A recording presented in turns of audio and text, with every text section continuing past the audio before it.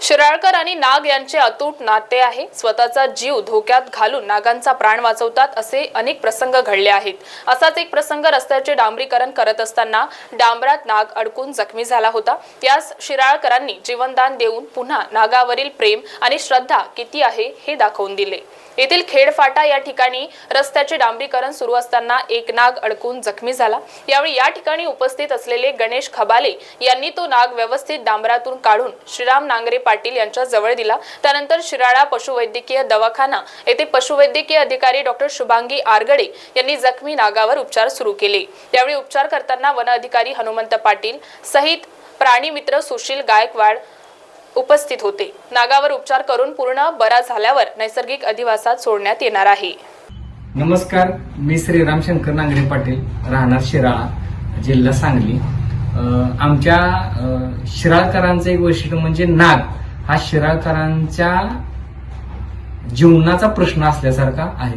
तर परवा दिवशी एक घटना घडली शिराळमध्ये की आमचे मित्र खेडपाटा येथे गेले असता खेडपाट्याच्या इथे डांबरीकरण चालू होतं आणि डांबरीकरण चालू असताना त्या ठिकाणी त्या वितळलेल्या डांबरामध्ये नाग एक जखमी अवस्थेत अडकून पडला होता आणि तो नाग त्यांनी व्यवस्थितरित्या म्हणजे त्याला त्या लावून व्यवस्थितरित्या त्यांनी तो नाग काढला आणि तो नाग माझ्याकडे आणून दिला आणि त्यांनी सांगितलं की ह्याच्यावरती उपचार करणं गरजेचं आहे आणि उपचार झाला नाही तर नाग हा पूर्ण मरून जाईल. कारण का पूर्ण त्याच्या तोंडाच्या दोन्ही साईडून त्या नागाला डांबर अडकलेलं होतं आणि शिराळकर म्हटल्यानंतर आणि त्यातल्या त्यात नाग म्हटल्यानंतर शिराळकरांच्या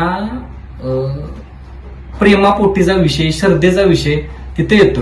म्हणून त्या नागाला आम्ही पशुवैद्यकीय दवाखाना शिराळा येथे आमच्या शुभांगी आरगडे मॅडम म्हणून आहेत त्यांच्याकडे घेऊन गेलो आणि त्यांनी त्या नागावरती उपचार करण्यासाठी वन अधिकाऱ्यांना कळवले. वन अधिकाऱ्यांना कळवल्यानंतर हनुमंत पाटील यांनी येऊन आणि आमचे प्राणी मित्र गायकवाड सर यांनी येऊन त्या नागावरती चांगल्या प्रकारे उपचार आणि त्याच्यावरचे जे डांबर होतं ते व्यवस्थितरित्या काढलं, त्याचं तोंड मोकळं केलं आणि त्याच्यावरती डेली 1 दिवसानंतर उपचार चालू आहेत. आणि त्यात सगळ्यात महत्वाचं काय झालं की काल त्या नागाने स्वतः 2 बेडक्या खाल्ल्या, म्हणजे त्यालाही ह्या सर्वायव्हर करायला चांगली मदत व्हायला लागली. मग त्यामध्ये अशी अडचण आहे की नागाला बरं करून थोड्या दिवसात आम्ही नैसर्गिक अधिवासात पशुवैद्यकीय अधिकारी आणि वन खात्याच्या देखरेखीखाली सोडणार आहोत. म्हणून शिराळकरांचा सण हा नागपंचमी आणि नाग ह्या दोन्ही गोष्टी शिराळकरांना किती महत्वाच्या आहेत आणि आमच्या सणाबद्दल आम्हाला आत्मीयता भरपूर आहे.